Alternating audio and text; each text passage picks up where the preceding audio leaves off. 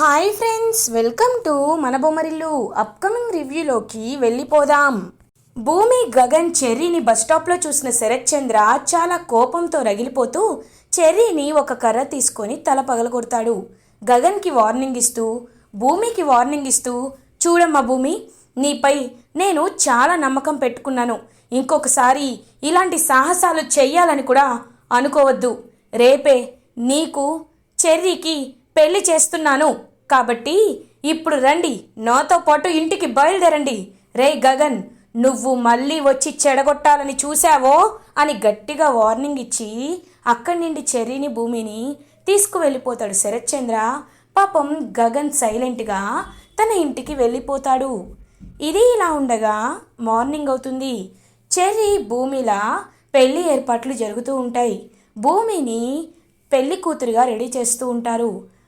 బుగ్గ చుక్క పెట్టి, బాసికం కట్టి, నగలు వేస్తూ ఉంటారు. అదంతా చూస్తున్న నక్షత్ర, ఆహా, మా అక్క చూడ్డానికి ఎంత బాగుందో, నాదిష్టే తగిలేలా ఉంది. అయినా మా చెర్రీ భావం చేసుకుంటుంది, ఎంత అదృష్టవంతురాలో. ఎప్పుడూ ఇంట్లోనే ఉంటాడు, నీకు తోడుగా ఉంటాడు, పని చేత కాకపోయినా మనిషి మంచివాడు అని కావాలనే వెటకారంగా మాట్లాడుతూ నక్షత్ర భూమిని రెచ్చగొడుతూ ఉంటుంది. ఇది ఇలా ఉండగా చెర్రీని పెళ్ళికొడుకుగా రెడీ చేస్తూ ఉంటారు. కృష్ణప్రసాద్ చెర్రీతో, చెర్రీ, ఇకపై నీ జీవితం కూడా నా జీవితంలాగే అయిపోతుందిరా, నువ్వు కూడా ఈ ఇంటికి బానిసలాగే బ్రతకాలి అని అంటారు కృష్ణప్రసాద్. నాన్న, నేను బానిసగా బ్రతకడానికి భయపడటం లేదు, కానీ భూమికి గగన్ బావంటే చాలా ఇష్టమని ఎప్పుడు చెప్తూ ఉంటుంది. గగన్ అన్నయ్య, భూమి ఇద్దరు ఒకరి కోసం ఒకరు పుట్టిన వాళ్ళు. అలాంటి భూమిని నేను పెళ్లి చేసుకోవాలనే ఆలోచన నాకు నచ్చటం లేదు. ఏ చిన్న అవకాశం ఉన్నా ఖచ్చితంగా భూమితో నా పెళ్ళిని నేను ఆపుతాను నాన్న అని అంటాడు చెర్రీ. అప్పుడే అపూర్వ చెర్రీ దగ్గరికి క్లాప్స్ కొడుతూ వస్తుంది. ఏంటి చెర్రీ, నిన్న మీ మావయ్య నీ తల పగలగొట్టినా ఇంకా నీకు బుద్ధి రాలేదా? నీ గురించి తెలిసే ఈ ఫంక్షన్ హాల్ చుట్టూ కాంపౌండ్ వాల్ దగ్గర 10 మంది రౌడీలని పెట్టించాం. కాబట్టి నువ్వు కానీ ఆ భూమి కానీ తప్పించుకోవడానికి ఎలాంటి అవకాశం లేదు. అయినా అమ్మాయినిస్తాను, ఆస్తినిస్తానంటే నీకేంటి బాధ? బావా నీకు బంగారం లాంటి అవకాశం ఇచ్చాడు, మర్యాదగా ఉపయోగించుకో. ఈ ఇంటి అల్లుడవు, అర్థమైందా? పిచ్చి పిచ్చి వేషాలు వేయద్దు అని చెప్పి అపూర్వ అక్కడి నుండి వెళ్ళిపోతుంది. చెర్రీ పాపం బాధపడుతూ ఉంటాడు. చెర్రీ, భూమి పెళ్లి పీటలపై కూర్చొని గౌరీ పూజ చేస్తూ ఉంటారు. భూమి ఫేస్లో, చెర్రీ ఫేస్లో కొంచెం కూడా ఎలాంటి ఎక్స్ప్రెషన్ లేకుండా ఇద్దరు చాలా బాధపడుతూ ఉంటారు. ఇది ఇలా ఉండగా గగన్ హాల్లోకి వస్తారు. అమ్మా, అమ్మా, ఆకలేస్తోంది, త్వరగా రా, ఏం టిఫిన్ చేసావు? హో, ఇవాళ నా ఫేవరెట్ పూరి చేసావా అని చెప్పి ఇంకా వడ్డించుకుంటూ ఉంటాడు గగన్. పాపం శారద, పూరి చాలా బాధపడుతూ ఉంటారు. ఏమైందమ్మా అని అడుగుతారు గగన్. నాన్న గగన్, ఇవాళ చెర్రీకి భూమికి పెళ్ళిరా అని అంటారు శారద. తెలుసమ్మా, ఎందుకు తెలీదు, కానీ నువ్వు ఏడవద్దు, ఎందుకంటే చెర్రీ నీ కొడుకే కదా. కొడుకు పెళ్ళిలో ఎక్కడైనా అమ్మ ఏడుస్తుందా? వాడిని నన్ను నువ్వు సమానంగా చూసుకుంటావు. అలాంటిది వాడి పెళ్ళికి నువ్వు ఏడిస్తే వాడికి మంచి జరగదు. చూడమ్మా, ప్రేమించిన ప్రతి పెళ్ళి సక్సెస్ అవ్వాలని లేదు. ప్రేమికులు పెళ్ళి వరకు వెళ్తారనే రూలే లేదు. భూమి కూడా నా జీవితంలో కేవలం ఒక ప్రేమ కథగానే ఉండిపోతుందేమో. పెళ్ళి వరకు మా జీవితాల్లో రాసిపెట్టి లేదేమో. ఏది జరిగితే అదే జరుగుతుంది, నువ్వేమీ బాధపడద్దు, నేను బాధపడటం లేదు అని చెప్పి పాపం అక్కడి నుండి వెళ్ళిపోతూ ఉంటాడు గగన్. కానీ గగన్ కళ్ళల్లో నీళ్లు వస్తాయి. పాపం గగన్ అలా చాలా తన ఏడుపుని, తన బాధని, పెయిన్ని కంట్రోల్ చేసుకుంటూ ఏమీ మాట్లాడకుండా ఆఫీస్కి వెళ్ళిపోతారు. గగన్ లోపల పడుతున్న పెయిన్ని అర్థం చేసుకున్న శారద చాలా బాధపడుతూ ఉంటారు. చెర్రీ, భూమిని గౌరీ పూజ చేయించిన తర్వాత, అమ్మ, ఇద్దరు జీలకర్ర బెల్లం పెట్టుకోండి అని అంటారు. ఇంకప్పుడే జీలకర్ర, బెల్లం పెడుతూ ఉంటాడనమాట చెర్రీ అండ్ భూమి. ఇంకా వెంటనే చెర్రీ, పంతులు గారు ముహూర్తానికి ఇంకా ఎంత సమయం ఉంది అని అడుగుతారు. ఇంకొక 5 నిమిషాలుంది బాబు అని అంటారు. అయితే నేను జీలకర్ర బెల్లం పెట్టను, డైరెక్ట్గా తాళే కడతాను అని అంటాడు చెర్రీ. ఒక్కసారిగా భూమి షాక్ అయిపోతుంది. శరత్ చంద్ర, అపూర్వ అలా చూస్తూ ఉంటారు. ఏంటి వీడేమైనా ప్లాన్ వేసాడా పిన్ని అని అడుగుతుంది అపూర్వ. వాడిది కోడి బ్రెయిన్ అమ్మాయి, వాడి గురించి నీకు తెలుసు కదా, వాడేం ప్లాన్ చేస్తాడు వాడి బొందా అని అంటుంది గోరింటాక్ పిన్ని. అది నిజమే అని చెప్పి అపూర్వ అంటుంది. వెంటనే నక్షత్రని చూస్తూ ఉంటాడనమాట చెర్రీ. నక్షత్ర పరిగెత్తుకుంటూ వెళ్ళి ఒక ఆంటీని పక్కకు తోసేసి, మీరుండండి, భూమి జడని నేనే ఎత్తి పట్టుకుంటాను, ఎందుకంటే మా అక్కకి చెర్రీ బావుకి పెళ్లి జరుగుతుంది అని చెప్పి కరెక్ట్గా తాళి కట్టబోతూ ఉంటే భూమి జడ ఎత్తి పట్టుకుంటుంది నక్షత్ర. ఇంకా ఎవ్వరు ఊహించిన విధంగా భూమి మెడలో కట్టాల్సిన తాళిని నక్షత్ర మెడలో స్పీడ్గా కట్టేస్తాడు గగన్. ఒక్కసారిగా శరత్చంద్ర, అపూర్వ, భూమి, కృష్ణప్రసాద్, మీరా అందరూ షాక్లో ఉండిపోతారు. ఇంకా అలా తన మెడలో ఉన్న తాళిని చూసుకొని ఒక్కసారిగా గట్టిగా అరుస్తుంది నక్షత్ర. అలా ఫ్యామిలీ మెంబర్స్ అందరూ ఇంటికి రీచ్ అవుతారు. నక్షత్ర ఏడుస్తూనే ఉంటుంది. అపూర్వకి ఇరిటేషన్, కోపం కట్టలు తెంచుకుంటుంది. బావా చూసావా, బావా చూసావా, అప్పటి వరకు భూమిని పెళ్లి చేసుకుంటానన్నాడు, ఇప్పుడేమో ఏమీ తెలియని నా కూతురు మెల్ల తాళి కట్టేశాడు. వీడు కావాలనే చేశాడు బావా. ఇదిగో ఉన్నాడే, ఈ కేపీ ఉన్నాడే, కపటదారి, నాటకాలవాడు, ఇలా నాటకాలాడే నక్షత్రతో చెర్రీ పెళ్లి జరిపించేశాడు అని అపూర్వ అంటుంది. అపూర్వ గారు, నోటికి ఎంతొస్తే అంత మాట్లాడితే ఇక్కడ పడడానికి ఎవ్వరూ లేరు. అయినా బావగారికి తెలీదా ఏంటి? ఒకప్పుడు భూమిని ప్రేమించాడు, కానీ తర్వాత గగన్ని భూమి ప్రేమిస్తుందని తెలుసుకున్న తర్వాత పక్కకి తప్పుకొని తన చిన్న మరదలైన నక్షత్రాన్ని ప్రేమించాడు. ఏమ్మా నక్షత్ర, ఆ రోజు భూమి గగన్ల వెడ్డింగ్ కార్డులో మీ ఇద్దరి ఫోటోలు తీసుకొచ్చి పెట్టింది నువ్వే కదమ్మా. అది మీ నాన్నగారికి ఒకసారి గుర్తు చేయి. ఎవరిని కపటదారిగా ఆడిస్తున్నారో అర్థమవుతుంది అని అంటారు కృష్ణప్రసాద్. ఏయ్ కేపీ అని గట్టిగా అరుస్తుంది అపూర్వ.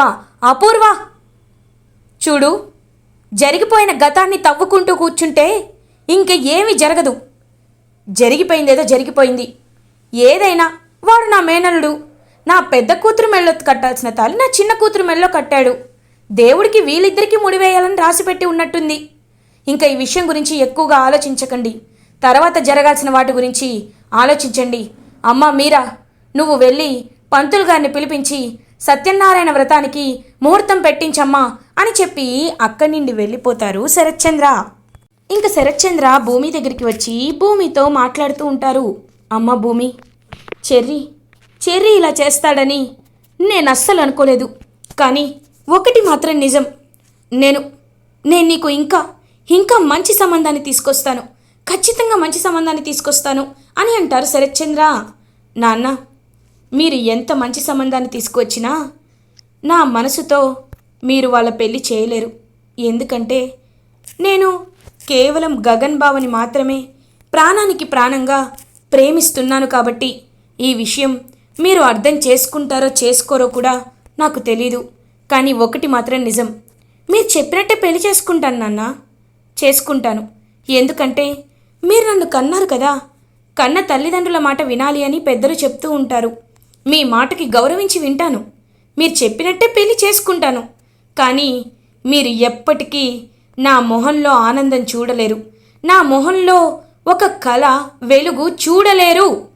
ఎందుకంటే మనసుకి నచ్చని వాడు పెళ్లి చేసుకుంటే ఆ బాధ ఎలా ఉంటుందో నేను జీవితాంతం అనుభవిస్తూ ఉంటాను, మీరు దాన్ని చూస్తూ ఉంటారు, అంతే అని చెప్పి అక్కడి నుండి వెళ్ళిపోతుంది భూమి. ఇంకలా ఒక్కసారిగా కుప్పకూలిపోతాడు శరత్చంద్ర. ఇంకా శరత్చంద్ర వెంటనే శోభాచంద్ర ఫోటో దగ్గరికి వస్తాడు. శోభా, నేను చేస్తుంది కరెక్టో కాదో నాకు తెలియటం లేదు. భూమి గగన్ గాడి మాయలో పూర్తిగా మునిగిపోయింది. గగన్ తప్ప ఇంకెవ్వరు తన్ని బాగా చూసుకోలేరు అనుకుంటుంది. కానీ ఏం చేయమన్నాను, నాకు అర్థం కావట్లేదు. అసలు ఇప్పుడు ఏం చేయాలి? భూమి చెప్పింది నిజమే. ఎందుకంటే భూమి పెళ్ళి ఆగిపోయినప్పటి నుండి మనిషిలా లేదు. భూమికి వేరే వాడినిచ్చి పెళ్లి చేసినా వాడు కూడా నా ఆస్తి కోసమే నా దగ్గరికి రాడని గ్యారంటీ ఏంటి? భూమి క్యారెక్టర్ గురించి అందరూ చాలా మాటలు అనుకుంటున్నారు. అలాంటిది ఖచ్చితంగా భూమిని వాడు బాగా పెళ్ళైన తర్వాత చూసుకుంటాడనే గ్యారంటీ ఏంటి? నాకేం చేయాలో అర్థం కావట్లేదు శోభ, అర్థం కావట్లేదు అని చెప్పి శోభాచంద్ర ఫోటో ముందు ఏడుస్తూ ఉంటారు శరత్చంద్ర. ఇది ఇలా ఉండగా ఇంకా గుక్క తిప్పుకోకుండా ఏడుస్తున్న నక్షత్ర దగ్గరికి చెర్రీ వస్తాడు. హాయ్ వైఫీ, ఏంటి ఇంకా ఏడుస్తున్నావా అని అడుగుతాడు చెర్రీ. రేయ్, నేను నీకు వైఫ్ ఏంట్రా అని ఏడుస్తుంది. వైఫ్ని వైఫ్ అనక నిన్ను డాంకీ అనమంటావా? ఏయ్, ఏంటి భూమిని బాగా ఏడిపిద్దామని డిసైడ్ అయిపోయినట్టున్నావు? అయినా నాకు ముందంతా థాట్ రాలేదు. ఎప్పుడైతే పెళ్లి మండపంలో గంగిరెద్దులా అటు ఇటు తిరిగావే అప్పుడే నువ్వు ఖచ్చితంగా జడ ఎత్తి పట్టుకుంటావని నాకు తెలుసు. వెంటనే నీ మెడలో తాళి కట్టేశా. ఇంకిప్పుడు నువ్వు ఏమీ చేయలేవు. మళ్ళీ బయటికి వెళ్ళి గగన్ బావా అది ఇది అని అన్నావనుకో, ఏం చేస్తానో నాకే తెలీదు. అర్థమైందా? ఇప్పుడు నువ్వు నా వైఫ్వి. నేను చెప్పింది నువ్వు ఖచ్చితంగా పాటించాలి. అర్థమైందా అని చెప్పి అక్కడి నుండి చెర్రీ వెళ్ళిపోతాడు. ఇంకా నక్షత్ర చాలా విసుక్కుంటూ ఉంటుంది. అప్పుడే అపూర్వ నక్షత్ర దగ్గరికి వస్తుంది. మమ్మీ అని వస్తువులన్నీ విసిరి కొడుతూ ఉంటుంది. అలా ఇంకా నక్షత్ర, బేబీ ఏడవకమ్మా, ఏడవద్దు అని అంటుంది అపూర్వ. ఏం చేయమంటావు మమ్మీ? వాడు ఆ తొక్కల చెర్రీగాడు నా మెళ్ళ తాళి కట్టాడు. ఇప్పుడు నన్నేం చేయమంటావు అని ఏడుస్తూ ఉంటుంది నక్షత్ర, కొన్నిసార్లు మన చేతిలో లేని పనులు జరిగిపోతూ ఉంటాయి. వాడు ఇలా మనల్ని దెబ్బ కొట్టాడు. ఇదంతా చేయించింది ఎవరనుకున్నావు? ఆ గగన్ గాడే. ఖచ్చితంగా వాడికే ఇలాంటి ఆలోచనలు వస్తాయి. అందుకే గగన్ గాడినే దెబ్బ తీస్తాను. నువ్వేమీ బాధపడద్దు. ఇంకొద్ది రోజులే, తర్వాత వీడికి నీకు డివోర్స్ వచ్చేసేలా చేస్తాను, సరేనా అని చెప్పి అపూర్వ ఓదారుస్తూ ఉంటుంది నక్షత్రని. ఇది ఇలా ఉండగా చెర్రీ గగన్ దగ్గరికి వస్తారు. పెద్దమ్మా అని చెప్పి శారదని పిలుస్తూ ఉంటారు. చెర్రీ, ఏంట్రా పెళ్ళి అయిపోయిందా? నువ్వు భూమిని అని అడుగుతారు. అయ్యో పెద్దమ్మ, నేను భూమిని ఎందుకు పెళ్లి చేసుకుంటాను? ఇంతకీ అన్నయ్య ఎక్కడా అని అడుగుతారు. అలా ఇంకా గగన్ వస్తాడు. ఏంటి చెర్రీ ఇలా వచ్చావు అని అడుగుతారు. అన్నయ్య అని చెప్పి పాపం చెర్రీని గగన్ని హక్ చేసుకొని, అన్నయ్య ఏం జరిగిందో తెలుసా? నేను భూమి మెల్లో తాళి కట్టలేదన్నయ్య, నేను నక్షత్రాన్ని పెళ్లి చేసుకున్నాను అని చెప్తారు. చెర్రీ ఒక్కసారిగా షాక్ అయిపోతాడు. గగన్ ఏంటి అని అంటారు. అవునన్నయ్య అని జరిగిందంతా చెప్తారనమాట. చెర్రీ ఇంకా చాలా హ్యాపీగా ఫీల్ అవుతారు. గగన్ చాలా ఎమోషనల్ అవుతూ కళ్ళ నిండా ఆనంద బాష్పాలతో, రే చెర్రీ, మనిద్దరం ఒకే కడుపున పుట్టకపోయినా నువ్వు ఎప్పుడు నా మనసుని అర్థం చేసుకుంటావు. నువ్వు వెంటనే ఆలోచన తీసుకున్నావు. నిజంగా నేను చూస్తుంటే నాకు చాలా గర్వంగా ఉందిరా చెర్రీ అని అంటారు. పాపం గగన్, అయ్యో అన్నయ్య, లక్ష్మణుడుగా ఎలా రాముడి బాధ్యత తీర్చాలో నేను అలా నా బాధ్యతని తీర్చానన్నయ్య. తర్వాత జరగాల్సింది నీ బాధ్యతే. ఒకటి, నువ్వు భూమి ఇద్దరు ఒకరంటే ఒకరికి ప్రాణం. పెళ్ళి జరగాల్సి వస్తే మీ ఇద్దరికే జరగాలి, కానీ ఇంకా ఎవరికీ కాదన్నయ్యా. కాదు, నేను అర్హుణ్ణి కాదు. కాబట్టి కొన్ని ప్రాబ్లమ్స్ ఉన్నాయి. అవన్నీ సాల్వ్ అయ్యాక శరత్చంద్ర మావయ్యే మీ ఇంటికి వచ్చి మరి భూమిని పెళ్లి చేసుకుంటావా అని అడుగుతారు. ఖచ్చితంగా అడుగుతారన్నయ్య, నువ్వు ధైర్యంగా ఉండు అని చెప్పి ఇంకా చెర్రీ అక్కడి నుండి వెళ్ళిపోతాడు. ఇది ఇలా ఉండగా అపూర్వ చాలా ఇరిటేటింగ్గా ఫీల్ అవుతూ ఉంటే కృష్ణప్రసాద్ అపూర్వ దగ్గరికి వస్తారు. ఏంటి అపూర్వ గారు, చాలా కోపంగా ఉన్నట్టున్నారు?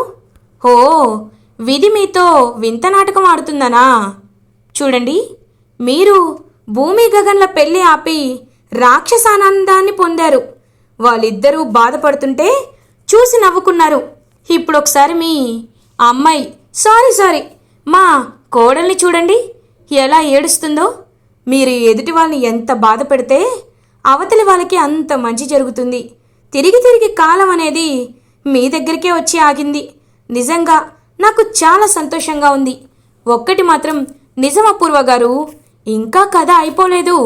ఇప్పుడే కొత్త కథ స్టార్ట్ అవుతుంది. మా అబ్బాయి చెర్రీ మీ నక్షత్రాన్ని పెళ్లి చేసుకున్నాడు కాబట్టి తనకి మీలాంటి బుద్ధులు వచ్చినా సరైన మార్గంలో ఒక మావయ్యగా పెట్టాల్సిన బాధ్యత నాది. ఖచ్చితంగా నక్షత్రాన్ని సరైన మార్గంలో పెడతాను. మీరు ఎవరు, ఏం తప్పులు చేశారు, అసలు మీరు ఎలాంటి వారు అనేది ఖచ్చితంగా శరత్చంద్ర బావగారికి తెలిసేలా చేస్తాను. అప్పుడు నాకు చాలా సంతోషంగా ఉంటుంది. ఎందుకంటే ఒక్కసారి మీ నిజస్వరూపం తెలిసిపోయాక శరత్చంద్ర బావగారికి అజ్ఞానం అనే మబ్బులు వీడి గగన్ ఎంత గొప్పవాడో అర్థమవుతుంది. అప్పుడు భూమిని పెళ్లి చేసుకోమని బావగారే మా గగన్ దగ్గరికి వెళ్తారు. ఆ రోజు త్వరలోనే వస్తుంది, ఖచ్చితంగా వస్తుంది. మీరేమీ కంగారు పడకండి. వ్రతానికి అన్ని ఏర్పాట్లు అయిపోయినట్టున్నాయి. వెంటనే నా కోడల్ని ముస్తాబు చేసి తీసుకురండి అని చెప్పి అక్కడి నుండి వెళ్ళిపోతాడు. శరత్చంద్ర గురించి చెప్తూ కృష్ణప్రసాద్ ఇంకా ఒక్కసారిగా చాలా ఇరిటేటింగ్గా ఫీల్ అవుతూ ఉంటుంది అపూర్వ. ఇలా ఎపిసోడ్ ఎండ్ అవుతుంది. ఫర్దర్ ఎపిసోడ్ రివ్యూస్ ముందుగా మీకు కావాలి అనుకుంటే మా ఛానల్ని సబ్స్క్రైబ్ చేసుకోండి. Thanks for watching.